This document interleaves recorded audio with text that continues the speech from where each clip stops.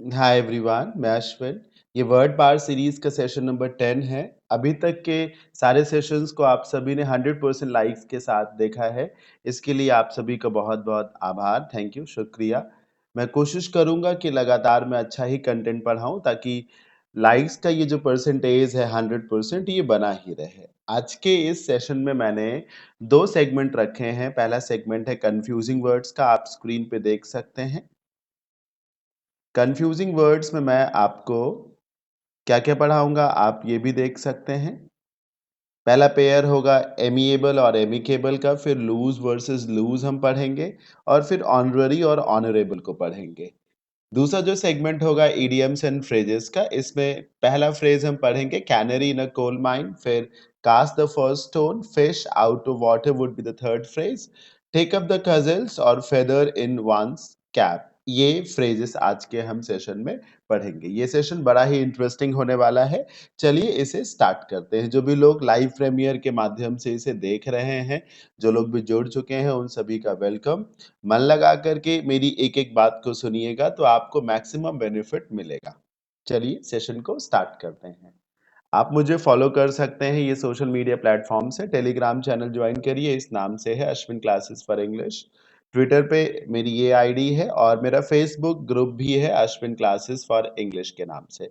आप इन सब जगह पर मेरे को फॉलो कर सकते हैं। टेलीग्राम चैनल पे ज़रूर आएँ, क्योंकि जो भी सेशंस मैं लेता हूँ यूट्यूब पर, उन सभी का पीडीएफ टेलीग्राम चैनल पे ही अपलोड किया जाता है। इससे आपको एक तरीके से नोट्स बनाने में बहुत हेल्प मिल सकती है। पहला सेगमेंट कंफ्यूजिंग वर्ड्स का है, इसे पढ़ते हैं। पहले हम पढ़ेंगे difference between amiable and amicable. Amiable और एमिकेबल के बीच में क्या डिफरेंस है? पहले तो आप इस बात को समझिए कि एमिएबल और एमिकेबल दोनों ही एडजेक्टिव्स हैं। ध्यान से देखिए, एमिएबल के भी आखिर में बीएलई है और एमिकेबल के आखिर में भी बीएलई है, जिसके चलते ये दोनों ही एडजेक्टिव्स हुए। देखिए, डिफरेंस जानने की ज़रूरत या कन्फ्यूज़न आपको तभी होगा जब बहुत कुछ एक जैसा लगेगा 2 वर्ड्स के बीच में। जैसे कि स्पेलिंग काफ़ी हद तक एक जैसी लगे या प्रोनंसिएशन एक जैसा लगे। अब जैसे एमिएबल और एमिकेबल बार-बार बोलिए, आपको एक ही जैसे लगेंगे, तभी तो आप कन्फ्यूज़ हो सकते हैं। इसीलिए ये कन्फ्यूजिंग वर्ड्स में आ गए। अब एमिएबल, एमिकेबल दोनों एडजेक्टिव्स हैं, तो यूज़ होने की जगह भी एक ही है। कहाँ पर एमिएबल यूज होता होगा, कहाँ पर एमिकेबल, आइए समझते हैं। देखिए, amiable which is an adjective, इसका मतलब होता है फ्रेंडली इन नेचर, मतलब स्वभाव से जब आप मित्रवत हो। मैं सरल शब्दों में बताऊंगा कि एमिएबल किसी पर्सन के लिए इस्तेमाल किया जाता है। एक व्यक्ति जो स्वभाव से बड़ा ही साधारण हो, सरल हो, फ्रेंडली हो, जॉली नेचर का हो, हेल्पिंग नेचर का हो, जो सबसे घुल मिल जाता हो, फ्लेक्सिबल हो और जो सबकी मदद करना पसंद करता हो, जिसके चेहरे पे मुस्कुराहट रहती हो, जिससे सब दोस्ती करना चाहते हो या जो सबका दोस्त हो, उसे एमिएबल बोलते हैं। जो फ्रेंडली है, मित्रवत है, समझ रहे हैं ना? ऐसे लोगों को एमिएबल बोलते हैं। जैसे बहुत से टीचर्स बहुत रिजिड होते हैं, बहुत से टीचर्स बहुत एमिएबल होते हैं। तो ऐसे लोग जो फ्रेंडली नेचर के हों, वो एमिएबल कहे जाते हैं। एग्जाम्पल देखिए, only a person with an amiable personality should work as a care giver in an old age home. किसी भी ओल्ड एज होम में या सैनिटोरियम हो या ऑर्फनेज हो, जितने भी एनजीओज होते हैं, यहाँ पर सारे लोग वही तो काम करते हैं जो बहुत फ्रेंडली नेचर के हो। कोई बहुत ही सख्त व्यक्ति या गुस्सैल स्वभाव का व्यक्ति किसी एनजीओ में कैसे काम कर सकता है? समाज सुधार की दिशा में या गरीबों की मदद करने के लिए व्यक्ति के चेहरे पे मुस्कुराहट का होना आवश्यक है ना। तो एक एमिएबल पर्सन ही एक तरीके से काम कर सकता है किसी एनजीओ में। सेवा भाव करने वाला व्यक्ति, सेवा भाव रखने वाला व्यक्ति एमिएबल ही होगा या एमिएबल पर्सन ही सेवा भाव रख सकता है। एक और एग्जांपल देखिए, इस बात को ध्यान से देखिए कि एमिएबल किसकी बात कर रहा है? व्यक्ति की बात कर रहा है। एक और एग्जांपल है, उससे भी देखते हैं। Because Alex was such an amiable person, ध्यान से देखिए क्या लिखा है, amiable person, he received over 100 birthday cards. Alex का स्वभाव बड़ा ही एमिएबल था, सबसे उसकी बढ़िया निपटती थी, सबका वो दोस्त था, जिसके चलते उसके बर्थडे पर उसे 100 से भी ज्यादा ग्रीटिंग कार्ड्स मिले। समझ रहे हैं ना? जिन भी लोगों के दोस्त बहुत हो, आप समझ लो कि वो एमिएबल है। ठीक है, अगर सही वाले दोस्त हो, मान लो नशे वाले दोस्त हो तो बात अलग हो गई, अदरवाइज एमिएबल लोग होते हैं। ठीक है, अब आगे बढ़ते हैं। जो दूसरा वर्ड है एमिकेबल, उसको पढ़ते हैं। एमिएबल के जैसे एमिकेबल भी एक एडजेक्टिव ही है। एमिकेबल पर्सन के लिए नहीं इस्तेमाल होता है, एमिकेबल किसी डिसीजन के लिए इस्तेमाल होता है, एमिकेबल किसी सजेशन के लिए इस्तेमाल हो सकता है। एक ऐसा फैसला जो सबको मंजूर हो, एक ऐसा सुझाव जो सबको पसंद आए, वो एमिकेबल कहा जाता है। याद रखिए कि amicable decision, amicable idea, amicable advice, amicable settlement, amicable suggestion, amicable agreement, amicable relationship, मतलब जिसमें आपस में मधुर संबंध हो, जहां पर दोनों पक्षों को बातें अच्छी लगें, समझ रहे हैं, उसे एमिकेबल बोलते हैं। एमिकेबल किसी पर्सन के लिए जनरली यूज नहीं किया जाता। आपने कोई विचार रखा, किसी ग्रुप में आपने कोई राय रखी और उस राय को सबने कहा हाँ भाई साहब सही कह रहे हैं, हाँ भाई साहब सही कह रहे हैं, तो क्या कैसी राय थी आपकी, या सबको वो राय कैसी लगी? एमिकेबल लगी। हर कोई अग्री हो रहा था ना कि ये बात माननी चाहिए, इस पे काम करना चाहिए। तो जो कुछ भी एमिकेबल है वो सबको मंजूर होगा, क्योंकि उसमें वो रीजनेबल होगा, रेशनल होगा, जेन्युइन होगा।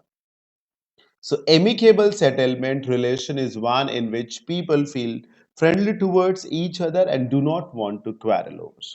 समझ रहे हैं ना? तो जैसे कोई सुझाव एमिकेबल है तो उस पे क्यों लोग बहस करेंगे? हैं? जब सुझाव एमिकेबल होगा तो आपस में रिलेशंस अच्छे ही तो होंगे। सरल शब्दों में समझ लीजिए कि आप एमिएबल को, देखिए मैं ये जो कंफ्यूजिंग वर्ड्स पढ़ा रहा हूँ ना, एमिएबल और एमिकेबल, इसका बेनिफिट आपको मिलेगा कहाँ? फिलर्स में मिलेगा आपको इसका बेनिफिट, क्लोज टेस्ट में मिलेगा, सेंटेंस इंप्रूवमेंट में मिलेगा। याद रखें कि एमिएबल को पर्सन से रिलेट करें और एमिकेबल को किसी सजेशन से, डिसीजन से, सेटलमेंट से रिलेट करें। ठीक है, कोई बात जो अच्छी लगे वो एमिकेबल है, कोई व्यक्ति जो अच्छा लगे वो एमिएबल है। ठीक, अब देखिए, the two competitors have reached an amicable truce. Truce का मतलब होता है कोई संधि को कह सकते हैं, सेटलमेंट को कह सकते हैं। ठीक है, ट्रूस, जैसे युद्ध विराम को ट्रूस भी बोला जाता है। तो दो कॉम्पिटिटर्स थे, एक ही बिजनेस में हो, अब उनके बीच में किसी मामले को लेके तनातनी हो, जैसे जो रिलायंस है और जो अमेजॉन है, बिग बाजार को लेके इनके बीच में कोई डिस्प्यूट चल रहा है। तभी देखिए बिग बाजार बंद है लेकिन अभी खुला नहीं है। फ्यूचर ग्रुप को ओवरटेक किया तो है एक तरीके से रिलायंस ग्रुप ने, लेकिन अमेजॉन ने का भी कुछ शेयर उसमें है तो उन्होंने टांग अड़ाई है, को मामला कोर्ट में है। तो वो एक एमिकेबल सेटलमेंट जब तक नहीं होगा तब तक ये बात फंसी ही रहेगी। If wars are to end, अगर हम चाहते हैं कि दुनिया भर में कहीं भी युद्ध ना हो, nations must learn amicable means of settling their disputes. इसके लिए आवश्यक है कि जब देशों के बीच में मनमुटाव हो, डिस्प्यूट्स हो, तो उनको सेटल करने का तरीका उन्हें मालूम हो, एमिकेबल तरीका उन्हें आता हो, एक ऐसा तरीका मालूम हो जो सर्वसम्मत हो। युद्ध तभी नहीं हो सकते, देखिए मनमुटाव तो होगा ही होगा, लेकिन मनमुटाव के चलते युद्ध ना हो, इसके लिए उन्हें एमिकेबल तरीके से सेटल किया जाना जरूरी है। एमिकेबल तरीके से जब डिस्प्यूट्स को सेटल किया जाएगा तो दोनों पक्ष जो है वो सेटिस्फाइड फील करेंगे।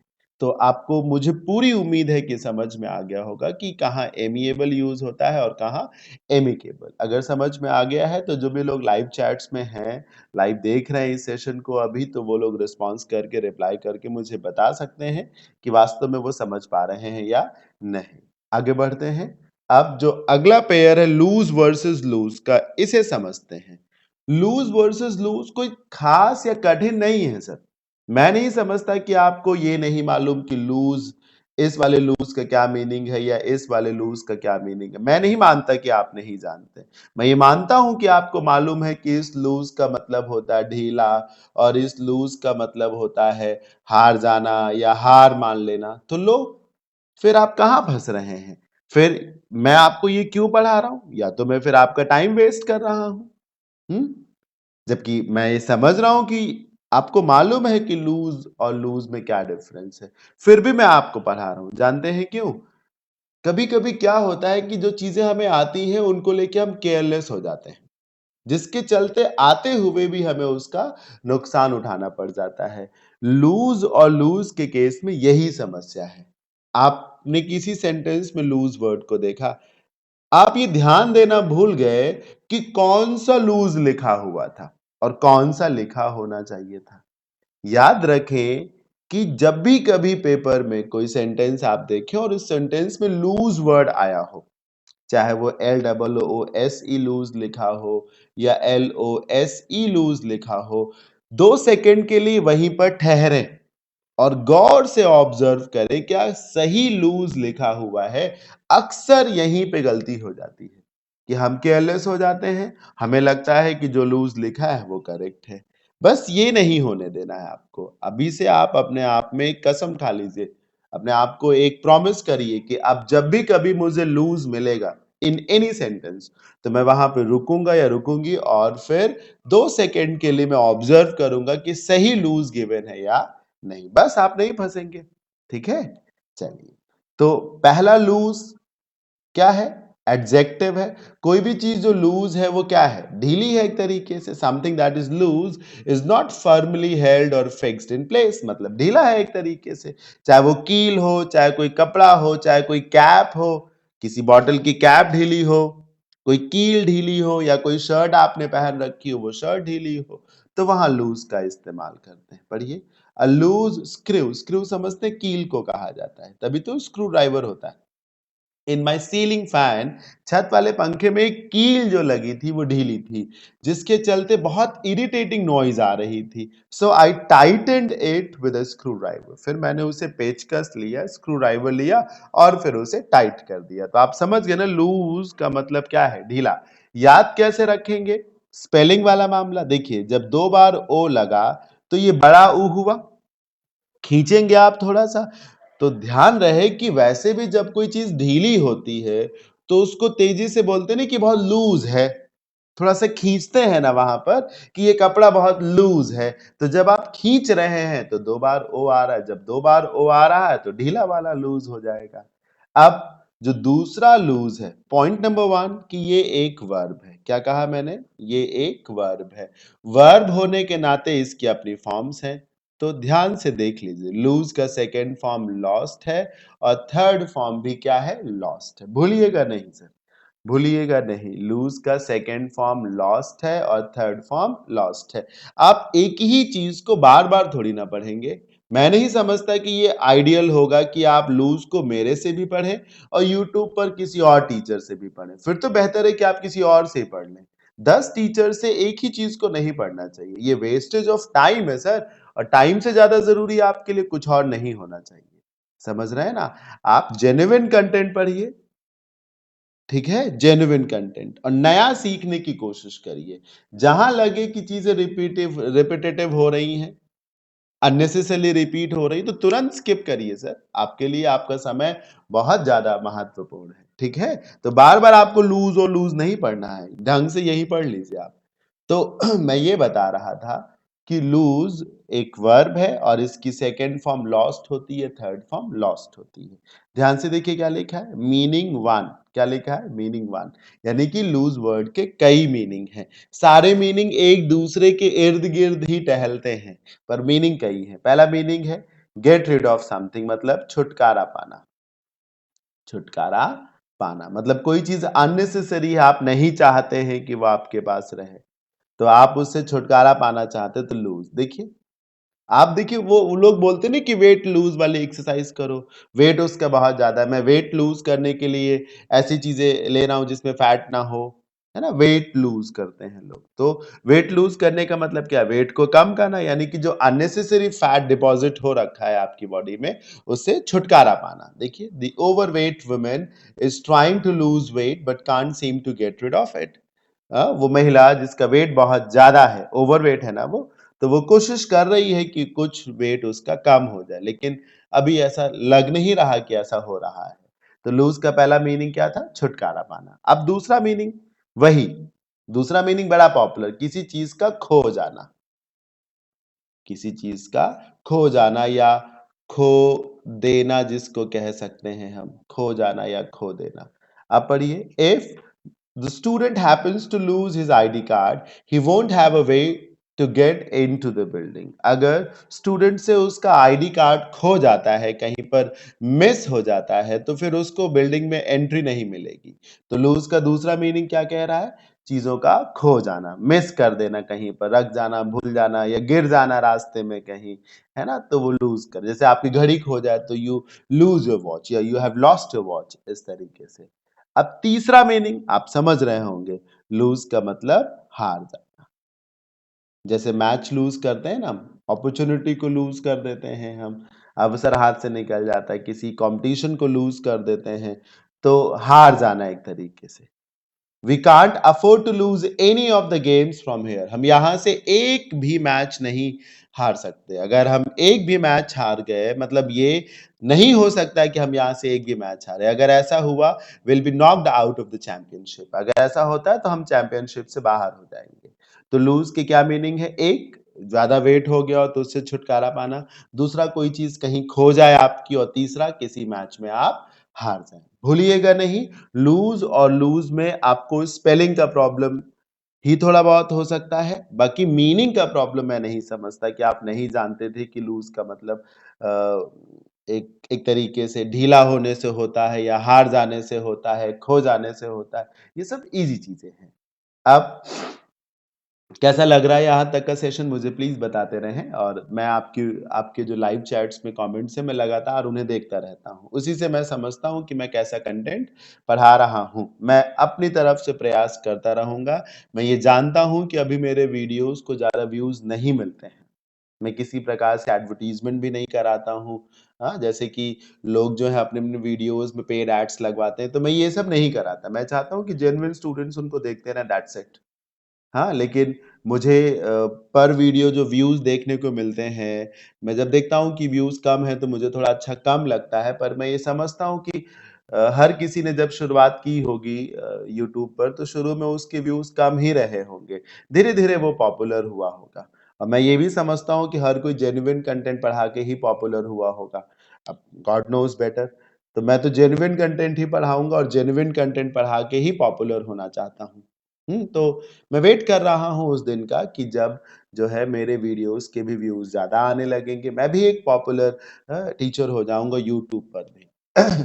चलिए सेशन को कंटिन्यू करते हैं। अब जिन दो वर्ड्स को हम पढ़ेंगे वो है ऑनररी और ऑनरेबल। ऑनररी और ऑनरेबल, इनको लेके कंफ्यूजन जो है ये कहाँ पूछा जाता है, मैं आपको बता रहा हूँ। ये जो मैं आपको बता रहा हूँ, इसका बेनिफिट आपको स्पॉटिंग एरर्स में नहीं होगा। देखिए, लूज और लूज वाली बात स्पॉटिंग एरर्स में, फिलर्स में, सेंटेंस इंप्रूवमेंट में सब जगह पूछी जाती है, ठीक। लेकिन एमिएबल एक्सक्यूज मी, लेकिन एमिएबल और एमिकेबल स्पॉटिंग एरर्स में नहीं मिलता। वो मिलता है क्लोज टेस्ट में, फिलर्स में और सेंटेंस इंप्रूवमेंट में। सिमिलरली ऑनररी और ऑनरेबल आपको सेंटेंस इंप्रूवमेंट में, फिलर्स में, क्लोज टेस्ट में मिल सकता है। साथ ही साथ इन दोनों वर्ड्स में ये जो वर्ड है ऑनररी, ये वन वर्ड सब्स्टिट्यूशंस में भी पूछा जाता है, तो ये चीजें वहां हेल्पफुल हो सकती हैं। चलिए मीनिंग को पढ़ते हैं, ध्यान से देखिए क्या लिखा है, मीनिंग वन, यानी कि एक और मीनिंग है। क्या है वो मीनिंग, वो भी पता चलेगा। ऑनररी टाइटल और membership of a group or institute is given to someone without their needing to have necessary qualifications, usually because of their public achievements. एक शब्द हिंदी में होता है मानद। आपने पढ़ा होगा ना, मानद उपाधि दी गई किसी को, जैसे कि किसी को पीएचडी की उपाधि दे दी गई, डीलिट की उपाधि दे दी गई, जबकि उसने वो परीक्षा नहीं तैयार पढ़ी, उसने समाज सुधार में कोई काम किया, वो कोई स्टेट्समैन रहा, हाँ, वो कोई सोशल एक्टिविस्ट रहा। तो एक बड़े-बड़े संस्थाओं के माध्यम से खास तौर पे ये उपाधियां जो हैं, ये कॉलेज यूनिवर्सिटी ज्यादा देते हैं, और अपने इंडिया में ये उपाधियां अक्सर जो है पॉलिटिकल लीडर्स को बहुत मिलती हैं। जब doctor Manmohan Singh was the prime minister, तो उन्हें देश भर की तमाम यूनिवर्सिटीज ने जो है डॉक्टरेट की डिग्री दी थी। अभी मोदी साहब प्राइम मिनिस्टर है, इनको भी देश भर की तमाम जो यूनिवर्सिटीज हैं वो डॉक्टरेट की, डीलिट की उपाधियां जो है वो दे रही हैं। तो क्या इन लोगों ने पढ़ाई की है उन डिग्रीज के लिए? नहीं। इनका जो सोशल वर्क है, जो पब्लिक वर्क है, उसके चलते उन्हें ये उपाधि दी जा रही है, मानद उपाधि है। समझ रहे हैं ना? इसको कहते हैं ऑनररी, जिसमें आपको कुछ पढ़ना नहीं पड़ा, ऐसे ही आपको वो डिग्री दे दी गई है। The prime minister has just been conferred with, याद रखिएगा कि कन्फर के साथ प्रेपोजिशन ऑन लगता है या फिर प्रेपोजिशन विद लगता है। अगर आगे उपाधि हो तो विद लगाएं, अगर आगे पर्सन हो तो फिर ऑन लगाएं। ध्यान से देखिए, कन्फर के साथ ऑन लगता है जब आगे व्यक्ति हो जिसको उपाधि दी गई है या पुरस्कार दिया गया है। विद लगाएं जब आगे वो डिग्री हो, वो अचीवमेंट हो, वो टाइटल हो जो दिया गया हो एक तरीके से। तो प्राइम मिनिस्टर को अभी अभी एक ऑनररी डिग्री दी गई है डॉक्टरेट की बाय दिल्ली यूनिवर्सिटी। ये मीनिंग वन है। मीनिंग टू भी मीनिंग वन के ही इर्द गिर्द है। बस मीनिंग टू में आपको डिग्री ना दे करके आपको कोई पोस्ट दे दी जाएगी। जैसे अभी आपको डॉक्टरेट की, पीएचडी की डिग्री दी गई, फिर दोबारा में क्या किया जाए कि आपको किसी इंस्टीट्यूट का चांसलर बना दिया जाए। समझ रहे हैं? कोई पोस्ट दे दी जाए, आपको बोर्ड का मेंबर बना दिया जाए, किसी बड़ी संस्था के का जो बोर्ड हो उसमें 8-10 मेंबर्स हो, उसमें एक मेंबर आपको भी बना दिया जाए, तो वो ऑनररी पोस्ट होती है। कई बार दो तरीके से यूज होता है ऑनररी वर्ड, ऑनररी डिग्री या फिर ऑनररी पोस्ट। जैसे आप जानते हैं सचिन तेंदुलकर साहब और हमारे सबके चहेते एमएस धोनी साहब जो हैं, इन्हें जो है इंडियन आर्मी में जो है एक पोस्ट मिली हुई है। मैं उस पोस्ट का नाम तो नहीं जानता, लेकिन कोई अच्छी ही पोस्ट होगी। तो वो ऑनररी पोस्ट दी गई है धोनी साहब को। क्या धोनी साहब ने उसके लिए कोई परीक्षा बीट की थी? नहीं ना। तो वो एक ऑनररी पोस्ट हो गई। समझ रहे हैं? तो कोई डिग्री जो बिना पढ़ाई के आपको मिली हो, या कोई पोस्ट बिना परीक्षा दिए जो आपको मिली हो, सिर्फ आपका ओहदा बढ़ाने के लिए, आपका सम्मान बढ़ाने के लिए। और ऐसा इसलिए क्योंकि आपने पब्लिक लाइफ में बहुत कुछ अचीव किया है। ठीक है? एक बात और समझना है हमें, जब पोस्ट ऑनररी हो, इस बात को ध्यान से सुनिएगा क्योंकि वन वर्ड सब्स्टिट्यूशन ऐसे ही पूछा जाता है। जब पोस्ट ऑनररी होती है तो वहां पर आपको कोई पेमेंट नहीं मिलता। समझ रहे हैं? तो वन वर्ड में कैसे पूछा जाएगा? अ पोस्ट विदाउट सैलरी, ऐसे पूछा जाएगा। एक पोस्ट जिसमें सैलरी ना हो तो वो पोस्ट कैसी पोस्ट कही जाती है? ऑनररी पोस्ट कही जाती है। आ गया ना समझ में सभी को? बिल्कुल समझ में आ गया होगा। The cricketer Dhoni holds N honorary post in Indian army. तो ऑनररी डिग्री है या फिर पोस्ट है। अब ऑनरेबल में आते हैं। ऑनरेबल बीएलई लगे होने की वजह से एक एडजेक्टिव है। ऑनरेबल ऑनर से ही बना है, ऑनररी भी ऑनर से ही बना था। ऑनरेबल का मतलब है एक व्यक्ति जो सम्मान के योग्य हो। क्या कहा मैंने? सम्मान के योग्य। पिछले एक सेशन में वर्ड पावर की ही सीरीज में मैंने एक वर्ड पढ़ाया था, रिस्पेक्टफुल और रिस्पेक्टेबल। वहां मैंने बताया था कि जब भी कभी किसी शब्द के आखिर में BLE लगे तो उसके मीनिंग में के योग्य शब्द को आप जोड़ सकते हैं। तो ऑनरेबल मतलब सम्मान के योग्य, ऐसा व्यक्ति जिसको ऑनर दिया जाना चाहिए। तो कोई पढ़ा लिखा काबिल व्यक्ति जो सम्मानित कहा जाए, जिसे सम्मान दिया जाना चाहिए, जो सम्मान का हकदार हो, deserving of honour and praise because one is honest and full of integrity. क्योंकि कोई व्यक्ति ईमानदार है और योग्यता से भरा हुआ है। तो ऑनरेबल कौन हुआ? जो ईमानदार हो, योग्य हो, उसी को ही तो सम्मान दिया जाना चाहिए। तो कोई भी व्यक्ति जो सम्मान का हकदार है, सम्मान के योग्य है, उसे ऑनरेबल कहा जाएगा। जिन लोगों को ऑनररी पोस्ट दी जाती हैं या ऑनररी डिग्रीज दी जाती हैं, वो ऑनरेबल लोग ही तो होते हैं। Promising to be honorable and honest, the new mayor tried to convince everyone that he was not a crook. समझ रहे हैं? मतलब ये दिखाते हुए, इसका वादा करते हुए कि वो ईमानदार और सम्मान के योग्य है, तो नए मेयर ने ये ट्राई किया कि वो सबको कन्विंस करे कि वो एक क्रूक नहीं था। क्रूक का मतलब एक दुष्ट आदमी। ठीक, दुष्ट आदमी जो करप्ट हो। तो उसने ये कोशिश करी कि लोगों को लगे कि वो एक क्रूक नहीं है, ताकि लोगों को ये भी लगे कि वो एक ऑनरेबल पर्सन है। ठीक है? तो मैंने आपको क्या-क्या पढ़ा दिया? कंफ्यूजिंग वर्ड्स में जितना कंटेंट आज के इस लेक्चर में मैंने सोचा था, वो मैंने पढ़ा दिया। एमिएबल वर्सेस एमिकेबल बता दिया, जिसमें एमिएबल का मतलब मैंने बताया था कि एक व्यक्ति जो स्वभाव से मित्रवत हो। एमिकेबल एक सुझाव जो सबको मंजूर हो। ठीक? फिर मैंने लूज, LOOSE लूज मतलब ढीला बताया, LOSE लूज मतलब हार जाना बताया, खो देना बताया, है ना? छुटकारा पाना बताया, और अभी अभी ऑनररी और ऑनरेबल बताया। टेस्ट योरसेल्फ आपके स्क्रीन पे दिख रहा है, 4 सेंटेंसेस हैं, आप जान सकते हैं, बता सकते हैं कि कहाँ पे क्या होना चाहिए। ठीक है? मैं बिना वेट के बताता चल रहा हूं और ये समझता चल रहा हूं कि आप बराबर में जान रहे हैं कि कहाँ पे क्या होना चाहिए। देखिए, माई एल्डरली नेबर, मेरा पड़ोसी जो कि उम्र में काफी ज्यादा है। एल्डरली का मतलब जो थोड़ा सा बूढ़ा हो, ठीक है, उम्र में ज्यादा, जिसे आप सीनियर सिटीजन बोल सकते हैं। Is an amiable old women, ध्यान से देखिए क्या लिखा, वुमेन यानी कि पर्सन, पर्सन होने के नाते एमिकेबल कैसे हुआ, एमिएबल हुआ। Who bakes me a fruit cake every week, वो मेरे लिए हर हफ्ते फ्रूट केक बनाती है। केक बनाने को हमेशा बेक करना ही कहते, क्योंकि केक बेकरी प्रोडक्ट है ना, बिस्कुट हो गया, केक हो गया, ये बेकरी प्रोडक्ट्स है, तो इन्हें बेक किया जाता है एक तरीके से। अगला सेंटेंस देखते हैं। Hopefully, the insurance company and the driver can reach an amicable agreement. यहां पर अग्रीमेंट की बात हो रही है। इंश्योरेंस कंपनी और ड्राइवर के बीच में कोई वाद विवाद हो गया, कोई मामला फंस गया हो, तो उसको सुलझाना है। ऐसे सुलझाना है कि इंश्योरेंस कंपनी को भी ठीक लगे और ड्राइवर को भी ठीक लगे। तो ये तरीका क्या होगा, जो अग्रीमेंट होगा वो एमिकेबल होगा ना। समझ में आ रहा होगा, मुझे बताते रहे फटाफट कि समझ में आ रहा है कि नहीं।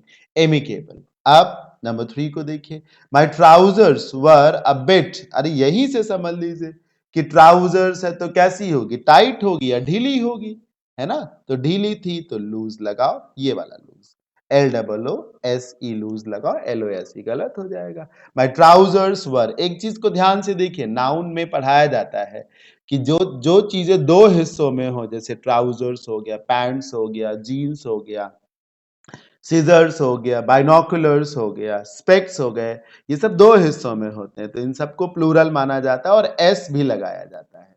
ठीक, आप कभी भी गलती से ट्राउजर वर्ड नहीं लिख सकते, एस लगाएंगे और इसे प्लूरल ही मानेंगे। तो देखिए ट्राउजर्स में एस भी लगा और प्लूरल भी माना गया है। और एक चीज और देखिए आगे चल के, so I needed a belt to hold them up, them किसके लिए आया, इसी ट्राउजर्स के लिए आया। मेरी जो ट्राउजर्स थी वो मेरे वेस्ट के अराउंड जो है ढीली थी थोड़ा सा, इसलिए मुझे एक बेल्ट चाहिए थी ताकि मैं उसे ऊपर होल्ड कर सकूं, मतलब सरक ना जाए कहीं से। आप समझ रहे हैं, तो ट्राउजर्स ढीली। अब अगला एग्जाम्पल भी देख लीजिए। Many believe that the president was, बहुत से लोगों को ये लगता था कि राष्ट्रपति महोदय जो थे वो कैसे थे, व्यक्ति ऑनररी हो सकता है क्या, व्यक्ति तो ऑनरेबल ही होगा ना। ऑनररी तो कोई पोस्ट हो सकती है, ऑनररी तो कोई डिग्री हो सकती, यहां पर राष्ट्रपति थे कैसे, सर ये जो थे कैसे, यहाँ पे जो भी व्यक्ति आएगा वो राष्ट्रपति की तारीफ में आएगा ना, व्यक्ति तो सम्मान के योग्य होगा ना, ऑनरेबल होगा, पोस्ट तो थी नहीं कहीं से, पोस्ट तो ये हो गई ना, या तो इसके लिए लगाया गया होता honorary post of the president, पर प्रेसिडेंट यहाँ पर एक व्यक्ति है, और व्यक्ति कैसा, योग्य व्यक्ति। होपफुली समझ में आ रहा होगा आप सभी को। अब एक्सक्यूज मी, जो दूसरा सेगमेंट है इडियम्स एंड फ्रेजेस का, उसको शुरू करते हैं। ठीक, देखते हैं कि कौन कौन से फ्रेजेस हैं। हाँ, पहला फ्रेज है canary in a coal mine, आपको दिख रहा है पहला फ्रेज क्या है, canary in a coal mine. अब देखिए कोल माइन, कोयले की खदान, आपको ये पिंजरा दिख रहा है, ये पिंजरे के भीतर चिड़िया दिख रही है, एग्जैक्टली ये चिड़िया ही कैनरी है, कैनरी या कैनारी जो भी आप बोले। और ये एक माइनर आपको दिख रहा है जो कोयले की खदान में काम करने वाला वर्कर हो सकता है, ये इंजीनियर हो सकता है। Canary in a coal mine क्या है कि जो माइनर्स होते हैं, कोयले के खदान में काम करने वाले लोग या फिर इंजीनियर्स, वो जब खदान में अंदर की ओर जा रहे होते हैं तो कई बार ऐसे ही केजेड बर्ड को साथ में लेके चलते हैं। इसी कैनरी बर्ड को पिंजड़े में बंद करके साथ में लेके चलते हैं। क्यों लेके चलते हैं? जिससे अगर किसी प्रकार से गैस लीकेज हो, तो गैस लीकेज से ये चिड़िया जो है पहले मर जाएगी, समझ रहे हैं? और फिर इससे पता चल जाएगा कि कहीं गैस लीकेज है तभी ये चिड़िया मर गई। और इसके चलते क्या होगा कि जो माइंस में काम करने वाले सारे लोग हैं, इंक्लूडिंग दिस माइनर, सब के सब इमीडिएटली जो है उस माइन से एग्जिट कर जाएंगे और मरने से बच जाएंगे। तो कैनरी क्या है? एक प्रकार का सिग्नल है भविष्य का। समझ में आया ना?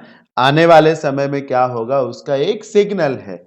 और कैसा सिग्नल? एक प्रकार से कि जो नुकसान हो सकता है उसका सिग्नल, है ना? कैनरी को साथ में, चिड़िया को साथ में कोल माइन के भीतर इसीलिए माइनर्स ले जाते थे या ले जाते हैं ताकि अगर किसी प्रकार का गैस लीकेज हो तो ये चिड़िया मर जाएगी पहले, जिससे तुरंत वो पता चल जाएगा कि ये चिड़िया मर गई इसका मतलब है कि गैस लीकेज है, भागो यहां से।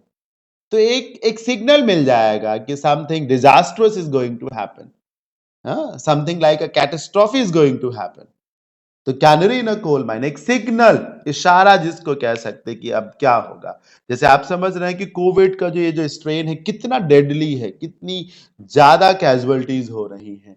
जो एक्सपर्ट्स हैं, जो साइंटिस्ट हैं, डब्ल्यूएचओ और भी लोग और भी डॉक्टर्स, वो कई रिपोर्ट्स ऐसी आई हैं हाल फिलहाल के दिनों में कि अक्टूबर से ही वार्न किया जा रहा था गवर्नमेंट ऑफ इंडिया को, लास्ट ईयर के ही से ही वार्न किया जाता, अक्टूबर, नवंबर, दिसंबर, जनवरी से ही वार्न किया जा रहा था कि ये जो सेकेंड वेव आने वाली है कोविड की और ये स्ट्रेन ज्यादा खतरनाक होगा, सरकार को पहले से तैयार रहने की जरूरत है। तो वो उस वक्त जो स्ट्रेन देखने को मिल रहा था, जो जो रिपोर्ट्स आ रही थी वो सब कैनरीज का काम कर रही थी। अगर सरकार ने तैयारी की होती तो ये जो फर्टिलिटीज हमें देखने को मिल रही हैं संभवतः ये नहीं मिलती। इसमें कोई दो राय नहीं होनी चाहिए कि we were not prepared at all, हम तैयार नहीं थे तभी सिचुएशन हमारे हाथ से निकल गई। जो इक्का दुक्का स्टेट्स तैयार थे वहां पर सिचुएशन फिर भी कंट्रोल में है, लाइक केरला। चलिए जो भी हो, मैंने आपको एग्जाम्पल समझा दिया है। Meaning somebody or something acting as an indicator of possible adverse conditions or danger, जो एक इंडिकेटर का काम करे इस चीज का कि आगे क्या संकट हो सकता है। समझ रहे हैं ना? जैसे आप देखिए ना, वो बिल्ली भी कई बार कैनरीज का काम करती हैं। जो जीव जंतु हैं, जानवर, भूकंप आने से पहले उनको अंदाजा हो जाता है, सांप बिल से बाहर आ जाते हैं, वो कैनरीज का एक तरीके से काम करते हैं। Animals are usually used as canaries in a coal mine when a new drug is tested on them to ascertain its effect on human body। आप जानते हैं कि जब भी कोई वैक्सीन या ड्रग बनाया जाता है तो उसका ट्रायल जो है जानवरों पे किया जाता है, चूहों पे किया जाता है, चिड़ियों पे किया जाता है, कई बार बंदरों पे किया जाता है। तो वो बताते हैं कि ये ड्रग कितना सेफ है, कितना अनसेफ है। तो वो कैनरीज का कई बार काम करते हैं। अगर उनमें साइड इफेक्ट्स देखने को मिले या मर गए तो एक तरीके से ये ड्रग सेफ नहीं है फॉर ह्यूमंस, तो कैनरीज का काम करते हैं। तो याद रहेगा, मुझे पूरी उम्मीद है आप सबको ये फ्रेज। आगे बढ़ते हैं। दूसरा फ्रेज है cast the first stone. Stone का मतलब है सर पत्थर। क्या मतलब होता है स्टोन का? पत्थर। पत्थर फेंकना। सर पत्थर क्या प्यार से फेंका जाएगा? पत्थर फेंक करके क्या किसी के प्रति अपनेपन को दिखाया जाएगा? नहीं, किसी के प्रति ईर्ष्या को दिखाया जाएगा, नफरत को दिखाया जाएगा, गुस्से को दिखाया जाएगा। तो किसी की आलोचना करना, किसी की आलोचना करना, निंदा करना, समझ रहे हैं? आलोचना करना, निंदा करना, किसी पर पत्थर फेंकना एक तरीके से। और पत्थर फेंकने वाले पहले व्यक्ति होना, पहला पत्थर फेंकना। जैसे समाज में कोई अव्यवस्था व्याप्त हो तो सबको मालूम हो कि ये गलत हो रहा, लेकिन कोई एक व्यक्ति जो सबसे पहले उस गलत कार्य की आलोचना करेगा उसी को कहा जाएगा कास्टिंग द फर्स्ट स्टोन। समझ रहे हैं? ये कहानी है एक तरीके से। पहली आलोचना किसी कुरीति की जिसने की हो, पहली आलोचना किसी अव्यवस्था की जिसने की हो, उसको कहा जाता है कास्ट द फर्स्ट स्टोन। उसके लिए ये फ्रेज बनाई गई है। तो आलोचना करना, वो भी आलोचना करने वाले पहले व्यक्ति होना। समझ रहे हैं? जैसे इलेक्शंस कराए गए हैं, पंचायत इलेक्शंस हुए हैं, स्टेट इलेक्शंस हुए हैं, अभी आप सब तरफ से आलोचनाएं देख रहे हैं, लेकिन पहली आलोचना किसी जर्नलिस्ट ने की होगी पहली दफा, या किसी पेपर में आलोचना की गई होगी, या किसी यूट्यूबर ने आलोचना की होगी, तो वो रहा होगा द पर्सन और the newspaper, the journalist, to cast the first stone. एक तरीके से to be the first to criticise someone और समथिंग, वो पहला व्यक्ति होना जो किसी गलत व्यक्ति या गलत व्यवस्था की आलोचना करे, पहला। Everyone knows that their village head was a corrupt person. हर किसी को मालूम है कि हर कोई ये जानता था कि उनके गांव का जो सरपंच था वो एक भ्रष्ट व्यक्ति था, लेकिन कोई मुंह नहीं खोलता था। सब क्या सोचते थे कि ये कहें, ये कहें, ये कहें, पर कोई करता नहीं था। Nobody in the entire village dared to cast the first stone on him. किसी ने हिम्मत जुटा करके पहली आलोचना उस व्यक्ति की नहीं की। सब जानते थे कि वो एक भ्रष्ट व्यक्ति था, लेकिन कोई भी एक व्यक्ति उसकी आलोचना करने के लिए बाहर निकल के नहीं आ पाया। ऐसा ही होता है, ऐसा ही होता है। जो बड़े-बड़े नेता लोग होते हैं, वो इसी तरीके से तो बचे रहते हैं ना। आप जानते हैं कि ये गलत हो रहा है, फिर भी लोग बोलते नहीं हैं, कि आलोचना करने से डरते हैं। पहली आलोचना करने से जरूर डरते हैं। फिश आउट ऑफ वाटर, आप समझ लो सर, मछली के लिए पानी उसका घर है, जीवन है। हाँ, मछली जल की रानी है, जीवन उसका पानी है। और मछली अगर जल से बाहर हो तो मर ही तो जाएगी ना। तो जल बिन मछली, मतलब जल बिन मछली का मतलब क्या होगा? जब आप अनकंफर्टेबल हो, जब आपको अच्छा ना लगे, जब मरने जैसी स्थिति हो, उस सिचुएशन में ना हो जिस सिचुएशन में आपको अच्छा लगता हो। ये देखिए, एक जार है जिसमें कुछ मछलियां हैं और एक मछली है बाहर पड़ी हुई, ये सब स्वस्थ हैं। ये देखिए, मर गई एक तरीके से। तो फिश आउट ऑफ वाटर मतलब अनकंफर्टेबल स्टेट में होना, असहज स्थिति में होना, जहां पर आपको अच्छा ना लगे, जहां पर आप आसानी से खुद को ढाल ना सकें। एक तरीके से fish out of water, a person who is in an unnatural और अनकंफर्टेबल स्फेयर और सिचुएशन, असहज स्थिति में होना। एग्जाम्पल देखिए, Mohan had never been to a supermarket before. Mohan पहले कभी भी सुपरमार्केट नहीं गया हुआ था।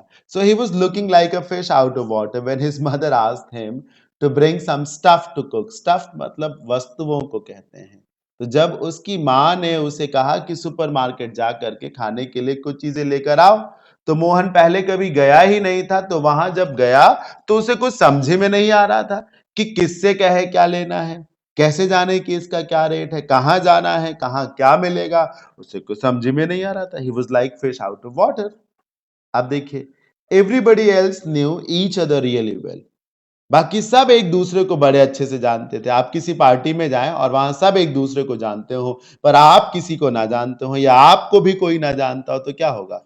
I felt a bit like a fish out of water at the party. तो मुझे लगा कि मैं पता नहीं कहाँ आ गया हूं, मुझे बिल्कुल भी अच्छा नहीं लग रहा था, क्योंकि मैं किसी को जानता नहीं था, कोई मुझे नहीं जानता था। तो I felt like a fish out of water. समझ में आ रहा है? मुझे बताते हुए चले, है ना? मैं बीच-बीच में बात नहीं करना ज़्यादा पसंद करता, ये वेस्टेज ऑफ टाइम है मेरे अपने ओपिनियन से। पर मैं ये जानना चाहता हूँ कि आपको कितना समझ में आ रहा है। अब देखिए नंबर 4, टेक अप द कज़ल्स। ये देखिए इमेज आप देख रहे हैं, ये एक हथियार है, इसी को कज़ल बोलते हैं। लकड़ी का कोई हथियार या लोहे का कोई हथियार, जिसे आप हनुमान जी के कॉन्टेक्स्ट में गदा बोल सकते हैं। समझ रहे हैं? उस गदा का क्या प्रयोग था? आप समझिए। उस गदा से क्या करते थे वो? एक प्रकार से स्टैंड लेते थे। मतलब जो है किसी को मारने के लिए या किसी को बचाने के लिए ही तो हथियार का इस्तेमाल क्यों किया जाता है? गलत व्यक्ति को मारने के लिए और सही व्यक्ति को बचाने के लिए, है ना? तो टेक अप द कज़ल्स का मतलब है हथियार उठाना, मोर्चा खोलना, मतलब किसी चैलेंज को स्वीकार करना, किसी के समर्थन में आवाज बुलंद करना, या किसी अव्यवस्था के खिलाफ आवाज बुलंद करना। पॉजिटिव फ्रेज है, याद रखिएगा। ठीक, टेक अप द कजल्स का मतलब है कि जैसे आपने कसम खा ली है, मोर्चा खोल दिया है, कुछ गलत है तो उसके खिलाफ आप आवाज उठाएंगे, या कुछ सही है तो उसके समर्थन में आप आवाज उठाएंगे। ये देखिए, आर्ग्यू स्ट्रांगली इन सपोर्ट और अगेंस्ट समबडी और समथिंग, किसी के समर्थन में आवाज बुलंद करना या किसी के खिलाफ आवाज बुलंद करना, ये इसका मीनिंग है। Environmental groups have taken up the cudgels against multinational companies for playing with the nature, है ना, मल्टीनेशनल कंपनीज नेचर के साथ खिलवाड़ कर रही थी, पेड़ काट रही थी, वाइल्ड लाइफ को प्रभावित कर रही थी। तो जो भी एनवायरमेंटल ग्रुप्स थे, जो सोशल, जो वाइल्ड लाइफ एक्टिविस्ट होते हैं, है ना, उन्होंने फिर मोर्चा खोल दिया कि नहीं, हम कुछ भी बनाने नहीं देंगे। आपको याद होगा, भारत में ही चिपको आंदोलन हुआ था, है? ये टेक अप द कजल्स का ही एग्जाम्पल होगा। लोगों ने ठान लिया था कि हम इन पेड़ों को कटने नहीं देंगे। तो they took up the cudgels to save the wild life, they took up the cudgels to save the trees. अब देखिए एक और example, our team leader has taken up the cudgels for us regarding the head office decision to stop giving bonuses. मान लीजिए head office ने ये तय किया हो कि अब हमारी ब्रांच में किसी भी एम्प्लॉय को कोई बोनस नहीं दिया जाएगा, तो हमारे टीम लीडर ने उसके लिए मोर्चा खोल दिया कि नहीं, ऐसा नहीं हम होने देंगे। समझ रहे हैं, हम ऐसा नहीं होने देंगे। एक तरीके से ये होता है, जैसे जो एसोसिएशन वाले होते हैं, यूनियन वाले होते हैं, वो कई बार सरकार की जो गलत नीतियां होती हैं उसके खिलाफ मोर्चा खोलते हैं ना, या अपने वर्कर्स के लिए आवाज उठाते हैं, तो they take up the cudgels against injustice, they take up the cudgels for justice. अब आज के सेशन का लास्ट फ्रेज क्या है वो देखिए, फेदर इन वंस कैप। ये देखिए इमेज से आप समझिए, ये देखिए ये कैप है, टोपी, सम्मान। सर राजा के सिर पे जो मुकुट है वो सम्मान है। समझ रहे हैं, अभी आईपीएल चल रहा है, पर्पल कैप, ऑरेंज कैप, वैसे तो मैं नहीं देख रहा, ये सब क्या है, सम्मान है, रिस्पेक्ट है, रिकॉग्निशन है। पगड़ी सम्मान है, एक तरीके से मुकुट सम्मान है, और उसी सम्मान में एक पंख भी लगा दिया जाए। ये क्या कर रहा है सर, उस सम्मान को और बढ़ा रहा है। जैसे कि किसी सोल्जर को जब यूनिफॉर्म मिली, जब कोई यूनिफॉर्म में है तो यूनिफॉर्म ही अपने आप में सम्मान है, फिर उस पर एक बैज लगा दिया गया तो वो सम्मान को और बढ़ा रहा है, मेडल पहना दिया गया, वो सम्मान को और बढ़ा रहा है। तो फेदर इन योर कैप में, कैप का मतलब ही है आपका अचीवमेंट, आपका सम्मान, है ना, और उसमें एक पंख भी लगा दिया जाए तो आपके सम्मान को बढ़ा दिया जाए। जैसे एक कहावत नहीं है, सोने पे सुहागा, ठीक, या किसी के सम्मान को दोगुना कर देना, बढ़ा देना, जिसको कहा जा सकता है। किसी को कोई अवार्ड मिल रखा हो, फिर उसे एक और अवार्ड मिल जाए। समझ रहे हैं, हाँ, इस तरीके से किसी को किसी फंक्शन में कोई अवार्ड दिया जाए और उसके थोड़ी देर बाद दूसरे अवार्ड के लिए भी उसको बुला लिया जाए कि ये भी अवार्ड आपको मिल रहा है, तो ये क्या है, फेदर इन योर कैप जिसको कह सकते हैं। एडिशनल सक्सेस, अतिरिक्त सफलता इसका मीनिंग है। पढ़िए, another medal in the same championship, उसी चैंपियनशिप में एक और मेडल का मिलना। क्या होगा सर, पहला मेडल फेदर का, सॉरी कैप का काम करेगा, दूसरा मेडल उसी कैप में फेदर का काम करेगा। Is definitely a feather in the athletes cap. ये क्या था, एक तरीके से अतिरिक्त सफलता। ये होगी। इस तरीके से आज का सेशन ओवर हो जाता है। थोड़ा सा लेंदी हो गया आज का सेशन, अब समझाने में समझने में टाइम तो लगता ही है। होपफुली आप सबको पूरा का पूरा समझ में आ गया होगा। कैसा लगा ये सेशन मुझे ज़रूर बताएं। ज़्यादा से ज़्यादा मेरे हर एक वीडियो को लाइक करें, शेयर करें, अच्छा लगता है तो, कोई कंपल्शन नहीं होना चाहिए, ठीक है। हाँ, मैं जानना तो चाहता हूँ कि कैसा लग रहा है। बाकी मैं अपनी कोशिशों को जारी रखूंगा, लगातार प्रयास करता रहूंगा। मुझे पूरी उम्मीद है कि समय लग सकता है, लेकिन मेरे हिस्से में भी सफलता आएगी। Thank you so much. अपना अपना ध्यान रखिए, खुश रहिए, मौज करिए और खूब तरक्की करिए। Bye bye, take care.